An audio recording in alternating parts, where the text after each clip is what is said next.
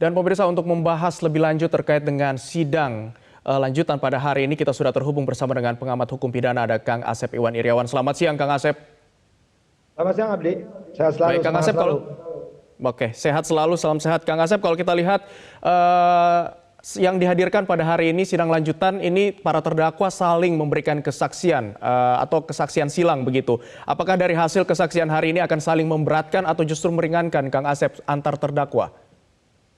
Ya, yang pertama ini saling silang ini sekarang yang diperiksa dua terdakwa yaitu KM sama RR dengan saksinya Eliezer. Dari awal ya ini durasinya habis oleh Eliezer ditanya tentang hubungan relasi tentang PC sama FS, kemudian kejadian di Magelang. Tapi sekarang baru kita dengar bagaimana proses kejadian. Ya, yang menarik itu ya sekali lagi, kalau Eliezer sejak awal runtut menjelaskannya, jadi secara psikologi hukum ya, runtut ya ada kejujuran dari Eliezer. Dia menceritakan dari fakta-fakta semua dari kejadian di Magelang, kejadian di Saguling, hubungan relasi itu, kemudian sampai setiap peristiwa yang menentukan ini yang bersama kunci substansinya ketika memerintahkan nih kalimatnya, ketika dia memerintahkan untuk menembak Yosua, ya FS ya memegang senjata. Setelah itu diletakkan di tangannya Yosua, ya itu yang menarik. Justru segala. Artinya apa? Pemeriksaan ini kan seharusnya terdakwanya yang dua diarahkan untuk kedua dulu gitu kan. Apa yang dilakukan oleh dua ini, KM sama RR, karena terdakwanya KM RR. Justru pertanyaan ini menarik nanti ketika terdakwanya FS maupun PC, terutama FS kan.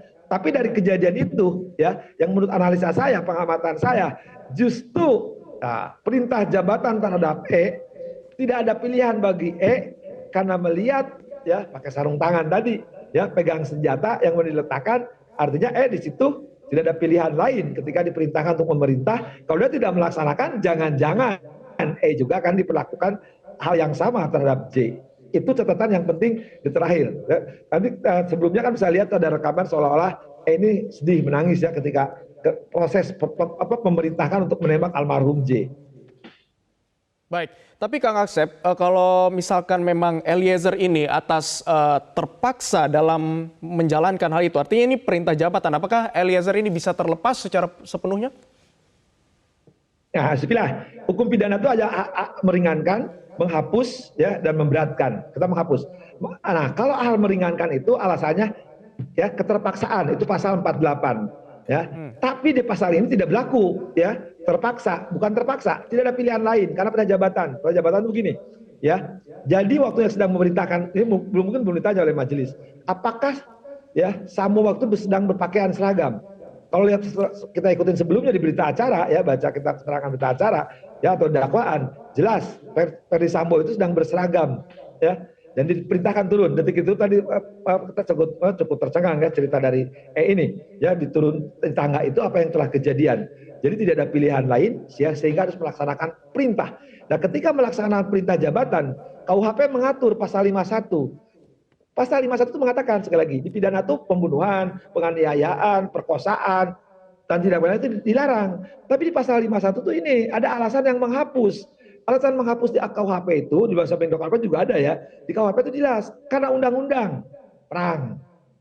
Karena, ya, sekali lagi, karena perintah jabatan, ya, karena terpaksa tadi, ya. Nah, ketika misalkan ini adalah jabatan yang memerintahkan, ya sekali lagi, ya dia tidak dapat dipidana karena dia merupakan alat.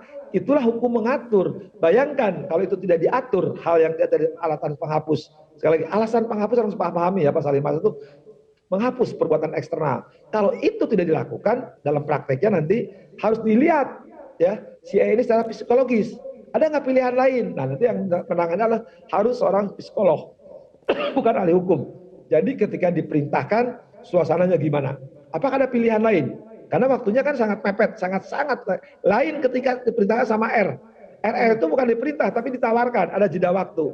Sama di kelompok 6 juga, tinggal dilihat nanti jeda waktunya ya. Nah, di kasus ini kan kalau lihat keterangan E ini, ya, nah dia nampak yang asal tidak tahu kok tiba-tiba dia suruh nembak atau istilah kelompoknya FS ini hajar, tapi aja ditembak. Sekali lagi, kalau itu dilakukan, ya, oleh komandannya, ya, sekali lagi, ini ada jurisprudensi orang tidak pernah paham. De facto dia ada di situ, di jure dia adalah ajudan, ya, di bawah otoritas, di bawah otoritasnya kan, dan di bawah kendali. Nah itu bisa harus bebaskan. Jelas terus itu hukum tidak dapat dipidana orang yang melaksanakan perintah karena tunduk patuh terhadap perintah atasannya. Jadi karena dia seorang tunduk patuh atas melaksanakan perintah atasannya, waktu itu atasan sedang berpakaian dinas, jenderal lagi, dia seorang barada yang harus lakukan. Karena pikiran dia tidak ada pilihan lain, bukan karena terpaksa, dia harus lakukan. Kalau terpaksa sih menggunakan pasal 48. Ya, menurut saya di pasal 51 harus dibebaskan, tidak dapat dipidana. Termasuk dengan menghilangkan nyawa orang ya, Kang Asep, ini diperbolehkan dengan mematuhi perintah jabatan, termasuk dengan menghilangkan nyawa orang itu diperbolehkan, Kang Asep? Nah, tadi saya katakan membunuh itu tidak boleh, menganiaya itu tidak boleh. Sekali lagi, menghilangkan nyawa itu diharamkan, bahkan dilarang di pasalnya 340. Tapi ingat, ada kekecualian hukum. Tadi saya katakan di pasal 42 sampai 51 itu ada alasan peringan, ada alasan penghapus, alasan memberat. Perbuatan menghilangkan nyawa karena undang-undang, karena perintah jabatan, dia tidak dapat dipidana. Yang dapat dipidana itu yang memerintahkan. Ya, itu pasalnya sudah jelas pasal 5. Banyak orang yang tidak paham, termasuk pengamat hukum, profesor. Maka saya bilang, ayo baca itu pasal 51, asbabun nuzulnya. Selalu mengatakan, oh itu kan perintahnya yang salah, tidak mohon kewenangan. Justru lahirnya pasal 51 itu mengeliminir, menjadikan eksepsi, menjadi kekecualian, menghapus perbuatan itu. Perbuatan ada dilarang menghilangkan nyawa, tapi akan jadi hilang kalau itu perintah undang-undang. Perang, ya. Nah, sekali lagi terpaksa tadi ya menghapus tuh. Begal tuh kan. Begal tuh kan nggak boleh dibunuh kan. Tapi faktanya karena dia tusuk lagi kan. Terpaksa. Tapi ini yang pasal 51 sekali lagi saya harus berani mengatakan dengan keras dan jelas kepada para pengamat hukum dan para ahli hukum, itu jelas perintah jabatan. Karena Sambo perintahkan, betul membunuh larang, tapi karena dia tidak ada pilihan lain harus melaksanakan itu. Nah, pilihan lain tadi disebutkan oleh psikolog. Suasana itu suasananya gimana? Dari dimensi waktu dan dimensi psikologisnya yang dilakukan oleh anak buah. Jadi itulah kenapa alasan menghapus. Ya, makanya KUHP itu di pasal di buku 1 itu menjelaskan dia bisa diperingan, dia bisa dihapuskan. Kalau dihapuskan termasuk pasal 51 atau karena perintah jabatan. Ya, Baik. itu orang yang tidak paham. Tadi selalu mengatakan tadi benar. Ya, lo itu kan membunuh nggak boleh. Ya betul membunuh nggak boleh. Tapi kalau suasananya sekarang saya perintahkan Abdi waktu sama mepet nggak ada pilihan lain, saya sedang pegang senjata, ya sudah saya laksanakan. Baik, artinya dengan pasal 51 ini juga sudah terancam begitu ya, Pak Kang Asep. Tapi tadi Anda katakan bahwa juga harus ada dilihat dari sisi psikologisnya. Nah, faktor apa saja yang bisa mendukung dari pasal ini? Psikologisnya harus diperiksa seperti apa indikatornya?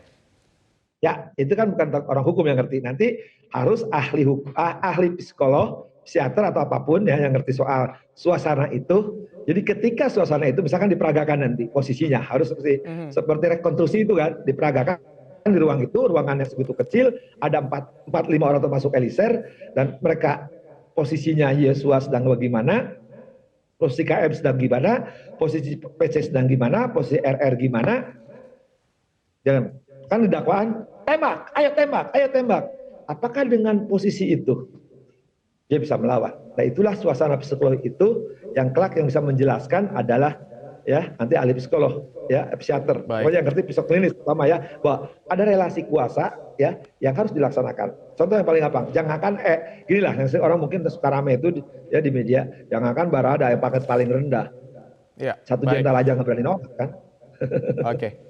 Kang Asep, yang juga membingungkan ataupun yang menjadi permasalahan saat ini adalah perbedaan antara BAP begitu dengan keterangan dari para saksi yang dihadirkan ini juga ada yang berbeda begitu. Nah, akan seperti apa hakim memutuskan dari keterangan para saksi, kemudian juga ada fakta-fakta baru yang terungkap di persidangan yang juga mengatakan bahwa Yosua ini ternyata bukan ajudannya Pak Ferdi Sambo, malah ajudannya Bu Pece. Nah, ini akan seperti apa hakim mengumpulkan puzzle ini kemudian menjadikan menarik kesimpulan pada sidang ini? Seperti apa Kang Asep?